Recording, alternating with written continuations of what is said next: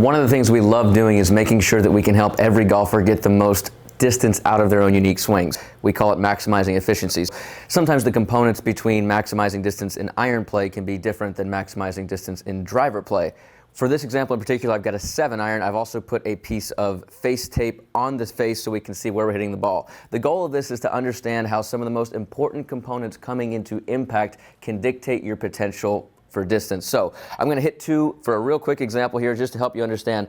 First swing, I want you to take notice of one data point in particular here, and we're using TrackMan so we can better understand how these delivery components through impact affect our distance potential. And here's the big one right here. Here's the kicker: dynamic loft. That is the one we want to keep an eye on.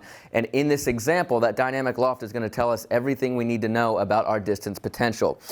This 7-iron in particular, this Callaway X Forge, just for the sake of this example, has 33 degrees of loft on it. And when I hit this first shot, we're going to see a delivery that has too much loft, which is exactly what 90+% of you amateur golfers are doing, and you don't realize it. You're looking through all these videos on YouTube, and you're working on a million different things to try to gain 20 miles an hour clubhead speed, which I hate to break it to you, it's not going to happen, and you're not identifying the things that you actually can control. So let me shut up and hit one here. First example, I'm going to try to hit one in the center of the face, keep the club speed maybe around, between 75 and 80 miles per hour, but deliver too much dynamic loft via a poor impact alignment, which again is what most of you are doing. So let me shut up and hit it. All right, so my strike was pretty good. It was maybe a smidge favoring the toe. Getting back to the data points, my dynamic loft was 36.4 degrees.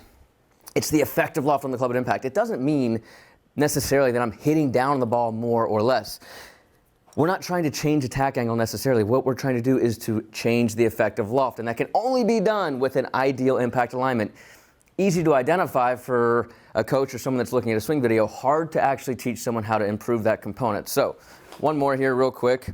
There's a drill that we do teach our players that is, it's absolutely been the best thing ever in terms of being able to generate the ability to train this for players that haven't been able to do it. And as I implement it, I'm going to be able to lower my dynamic loft, and even if I swing slower, the distance potential is going to be much, much higher.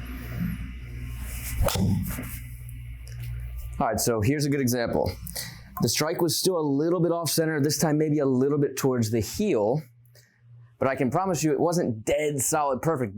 Despite that, because I was able to lower the dynamic loft effectively by implementing the techniques that allow me to generate more lag and a more forward-leaning shaft angle, I lowered that dynamic loft to 20.1 degrees, so roughly 15 degrees lower. Because of that, even though I only swung 78.8 miles per hour, the ball speed just skyrocketed up to 119.2. So a 1.51 smash factor on a 7-iron is ridiculous, but having the ability to understand how to generate some lag effectively not only gives you the foundation of becoming a great ball striker, but it also helps you make sure that you're hitting your irons as far as you should be. And that's, again, one of the things we're trying to do. Make sure you understand the anatomy of how distance is developed. And in this case, if you're hitting higher iron shots and if you're losing distance, being able to generate lag and a tour-like impact alignment is monumentally important, not only for consistency and quality of strike, but also for maximizing your distance potential so that you can hit the ball as straight and as far as you should be.